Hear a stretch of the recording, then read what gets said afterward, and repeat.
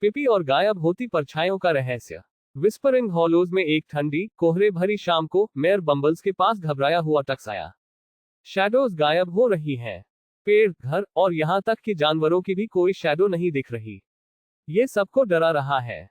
Mayor बम्बल्स ने तुरंत पिपी को बुलाया। पिपी अपने डिटेक्टिव टूल बैग के साथ टाउन में पहुंचा।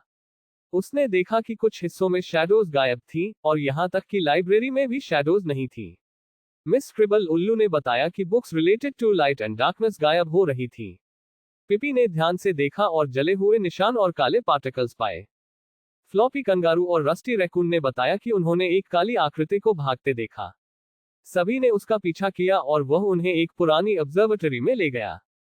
वहां उन्होंने एक रहस्यमयी क्रिएचर देखा जिसने खुद को अम्ब्रा, एक एलियन बताया।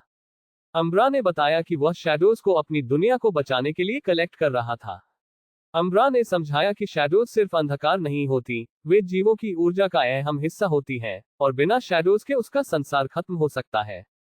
पिप्पी ने सुझाया कि वे आर्टिफिशियल शैडो एनर्जी बना सकते हैं, जिससे अम्ब्रा का संसार बच सकता था बिना किसी को नुकसान पहुंचाए। मिस स्क्रिबल की मदद से पिप्पी और टीम ने एक मशीन बनाई जो शैडोज की ऊर्जा उत्पन्न कर सकती थी। अम्ब्रा ने ये तरीका अपनाया और सभी शैडोज वापस लौटा दी। टाउन में रोशनी और गहराई लौट आए और सभी ने राहत की सांस ली। विस्परिंग हॉलोज में सब कुछ सामान्य हो गया। मेयर बम्बल्स ने पिप्पी का धन्यवाद किया। पिप्पी मुस्कुराया और बोला, हर रहस्य का अंत किसी खलनायक से नहीं होता, कभी कभी यह संतुलन खोजने की बात होती है। रस्टी ने मजाक करते हुए कहा, और मैं बस अपनी परछाई को वापस पाकर खुश हूं। फ्लॉपी कंगारू ने उत्साहित होकर कहा, अब बिना परछाई के कोई डर नहीं। और सब हंसी में लुटपोट हो गए।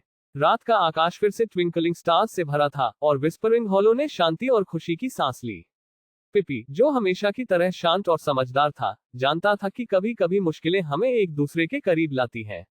टाउन में सभी ने एकजुट होकर एक नया संतुलन पाया था।